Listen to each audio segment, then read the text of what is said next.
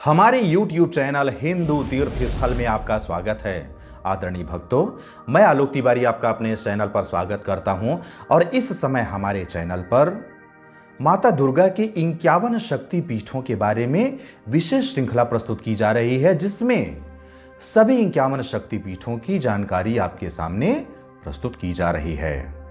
लेकिन इस वीडियो में आगे बढ़ने से पहले आपको एक बात बता देना चाहते हैं कि हमारा दूसरा चैनल भी है, जिसका नाम है आलोक तिवारी एस्ट्रोलॉजर। उस चैनल का लिंक इस वीडियो के डिस्क्रिप्शन बॉक्स पर उपलब्ध है। आप उस चैनल पर जाकर के ज्योतिष एवं अध्यात्म की संपूर्ण जानकारी प्राप्त कर सकते हैं। आइए अब इस वीडियो को प्रारंभ करते हैं। आदरणीय दर्शकों, आज की इस वीडियो के माध्यम से हम आपके सामने प्रयाग शक्तिपीठ के बारे में विस्तृत जानकारी लेकर के प्रस्तुत हुए हैं। आदरणीय दर्शकों, 51 शक्तिपीठों में से प्रयाग शक्तिपीठ 35वां शक्तिपीठ माना जाता है।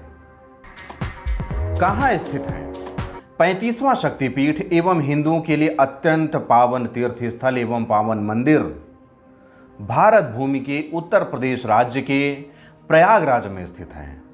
लेकिन आपको बता दें कि प्रयागराज में स्थित इस शक्तिपीठ के मूल स्थल के बारे में कुछ संदेहास्पद स्थिति है, कुछ मतांतर है।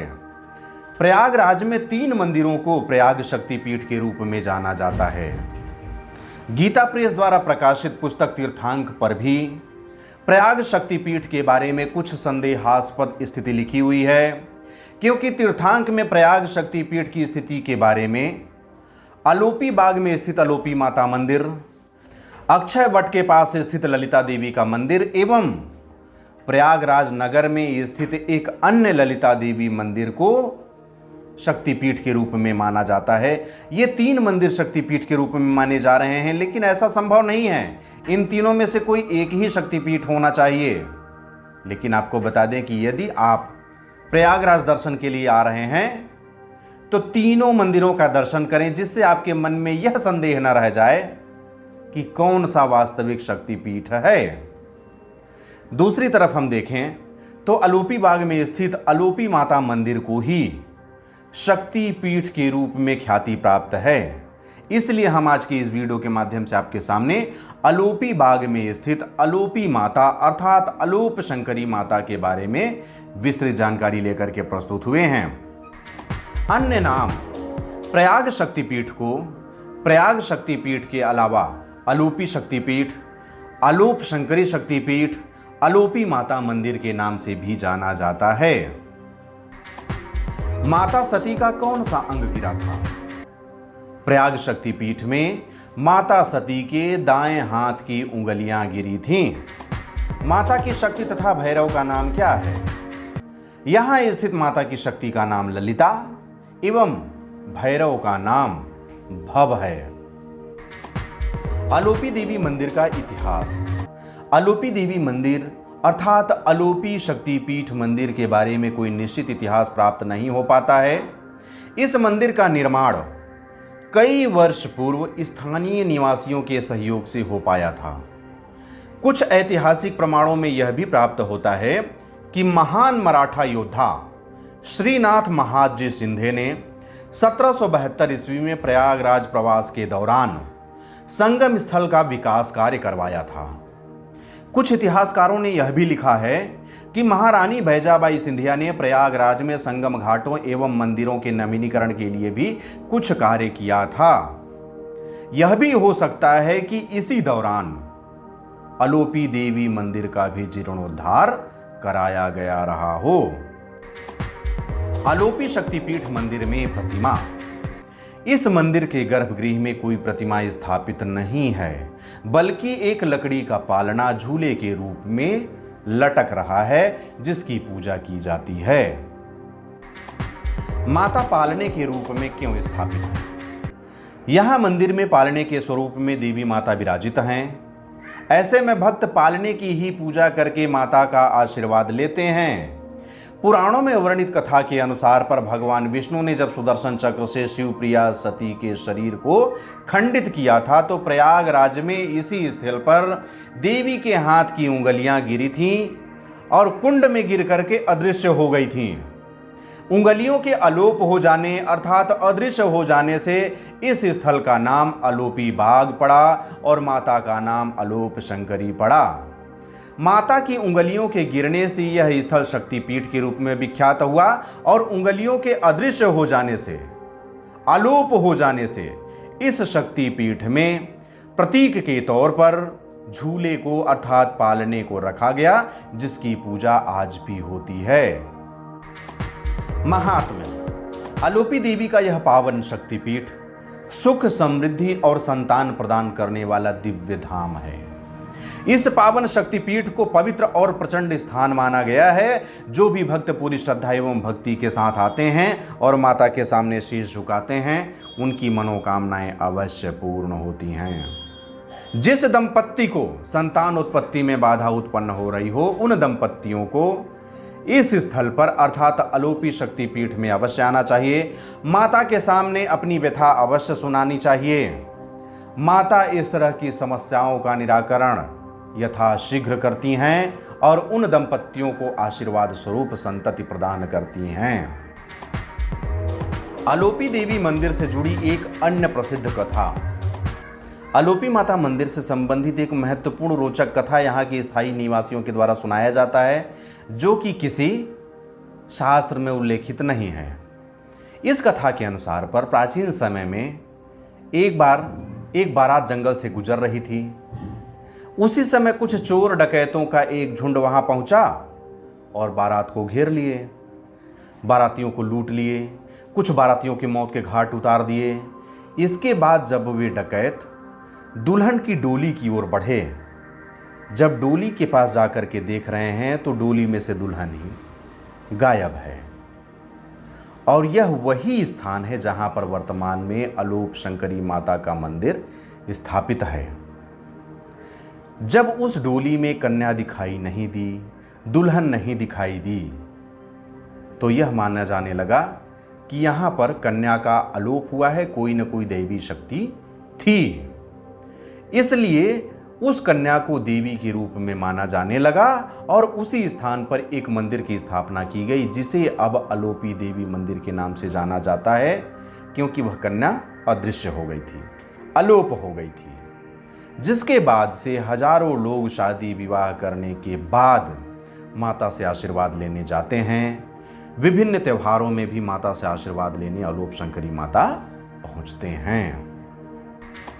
अन्य दर्शनीय एवं तीर्थ स्थल। यदि आप प्रयागराज में स्थित अलोपी शक्तिपीठ अथवा अलोप शंकरी माता मंदिर तक दर्शन हेतु आना चाहते हैं, तो यहां आकर आपको माता के दर्शन तो होंगे ही, साथ ही साथ यहां पर स्थित विभिन्न तीर्थ स्थलों का दर्शन लाभ भी प्राप्त कर सकते हैं, क्योंकि अलोप शंकरी माता प्रयागराज में स्थित हैं और प्रयागराज भारतवर्ष के प्रमुख पर्यटक स्थलों में से एक है। प्रमुख तीर्थ स्थलों में से महान तीर्थ स्थल के रूप में माना जाता है। सभी जगह तो प्रयाग हैं, लेकिन यह प्रयागराज है।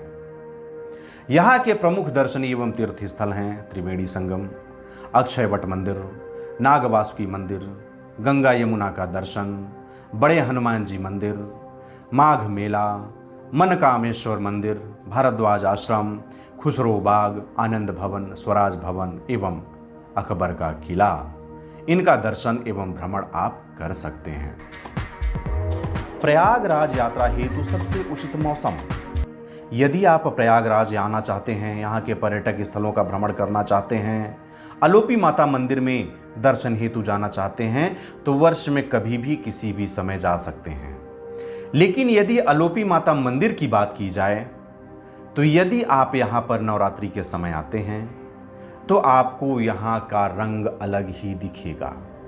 संपूर्ण मंदिर ही माता की भक्ति के रंग में रंगा हुआ दिखाई देगा। लेकिन यदि आप अलोपी देवी मंदिर के साथ प्रयागराज के अन्य पर्यटक स्थलों का भी दर्शन करना चाहते हैं, उनकी यात्रा पर भी निकलना चाहते हैं, तो सबसे सही मौसम अक्टूबर से लेकर के मार्च तक का समय माना जाता है। गर्मियों में यहाँ आना थोड़ा कष्टदायी हो जाता है, क्योंकि यहाँ भीषण गर्मी पड़ती है। जबकि मानसून के दौरान घाट सुलभ नहीं होते हैं, पानी अधिक भर जाता है, नदी में स्नान करने वाले लोगों पर प्रतिबंध लगा दिया जाता है, इसलिए बरसात का दिन भी सही नहीं रहता है। इसलिए आप जब भी प्रयागराज जाएं तो अक्टूबर से लेकर के मार्च के मध्य आएं, बहुत ही सुहावना मौसम आपको मिलेगा, आराम से सभी जगहों का दर्शन लाभ प्राप्त कर पाएंगे। दर्शन एवं पूजन का समय। यदि आप अलोपी शक्तिपीठ में स्थित माता अलोप शंकरी का दर्शन करने आना चाहते हैं तो वर्ष में कभी भी आ सकते हैं। यह मंदिर पूरे वर्ष भर और सप्ताह के 7 दिन दर्शनार्थियों के दर्शन हेतु खुला रहता है।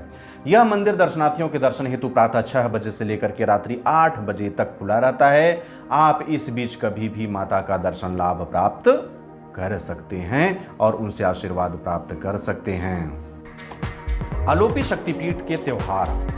चूंकि यह एक देवी मंदिर है, इसलिए स्वाभाविक सी बात है कि देवी मंदिर होने के नाते यहाँ की नवरात्रि विशेष होगी।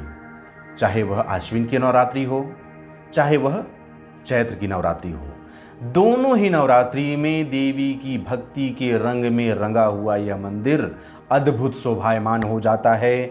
इस समय यहाँ का उत्सव देखते ही बनता है। इसके अलावा महाशिवरात्रि, होली, दिवाली जैसे त्यौहार भी एक भव्य उत्साह के साथ यहाँ पर मनाए जाते हैं। प्रत्येक 12 वर्षों के अंतराल में लगने वाला प्रयाग का कुंभ मेला विश्व का सबसे बड़ा आकर्षण है, जिसमें सम्मिलित होने के लिए माता गंगा में डुबकी लगाने के लिए देश विदेश से असंख्य श्रद्धालु यहां आते हैं, माता गंगा में डुबकी लगाते हैं और यहां के समस्त दर्शनीय स्थलों का दर्शन लाभ प्राप्त करते हुए सबका आशीर्वाद अपनी झोली में समेटे अपने घर को प्रस्थान करते हैं। आवागमन के साधन। यदि आप अलोपी माता शक्तिपीठ तक दर्शन हेतु आना चाहते हैं तो अलोपी माता शक्तिपीठ प्रयागराज में स्थित है और प्रयागराज तक आप विभिन्न साधनों के माध्यम से बहुत ही आसानी से पहुंच सकते हैं। यदि निकटवर्ती रेलवे स्टेशन की बात करें तो प्रयागराज रेलवे स्टेशन, जो कि अलोपी माता मंदिर से मात्र 5.5 किलोमीटर की दूरी पर स्थित है। यदि निकटवर्ती हवाई अड्डे की बात करें तो चौधरी चरण सिंह इंटरनेशनल एयरपोर्ट लखनऊ, जो कि अलोपी शक्तिपीठ मंदिर से 120 किलोमीटर की दूरी पर स्थित है। लाल बहादुर शास्त्री इंटरनेशनल एयरपोर्ट वाराणसी, जो कि अलोपी माता शक्तिपीठ से 200 किलोमीटर की दूरी पर स्थित है। सड़क मार्ग की बात करें तो प्रयागराज NH2 पर है, नेशनल हाईवे 2 पर स्थित है और अलोपी माता प्रयागराज में ही है। और प्रयागराज भारतवर्ष के सभी प्रमुख नगरों से सड़क मार्ग के माध्यम से बहुत अच्छी तरह से जुड़ा हुआ है। आप सड़क मार्ग का उपयोग करते हुए यहाँ तक बस से, टैक्सी से अथवा स्वयं के निजी वाहन की यात्रा करते हुए बहुत ही आसानी से पहुँच सकते हैं। अलोपी माता का दर्शन लाभ प्राप्त कर सकते हैं। अलोपी माता के साथ साथ यहाँ के अन्य दर्शनीय स्थलों का दर्शन लाभ प्राप्त करते हुए गंगा जी में डुबकी लगाकर अपने समस्त पाप धोते हुए अपने घर को प्रस्थान कर सकते हैं। इस तरह से इस वीडियो के माध्यम से आपके सामने 35वें शक्तिपीठ अर्थात अलोप शंकरी माता मंदिर के बारे में विस्तृत जानकारी प्रस्तुत की गई। मैं आशा करता हूं कि यह जानकारी आपको पसंद आई होगी। यदि यह जानकारी आपको पसंद आई हो तो मुझे कमेंट बॉक्स में लिख करके अवश्य बताइएगा। साथ ही इस वीडियो को अधिक से अधिक लोगों तक शेयर कीजिए भैया, जिससे कि सभी लोगों को इस स्थल के बारे में जानकारी प्राप्त हो सके, इस स्थल पर आ सकें और माता का आशीर्वाद प्राप्त कर सकें। अब मुझे आगे दीजिए, मिलते हैं अगली वीडियो पर विमला शक्तिपीठ के बारे में विस्तृत जानकारी लेकर के। तब तक के लिए जय हिंद, जय भारत, जय माता रानी की जय। जय गुरुदेव।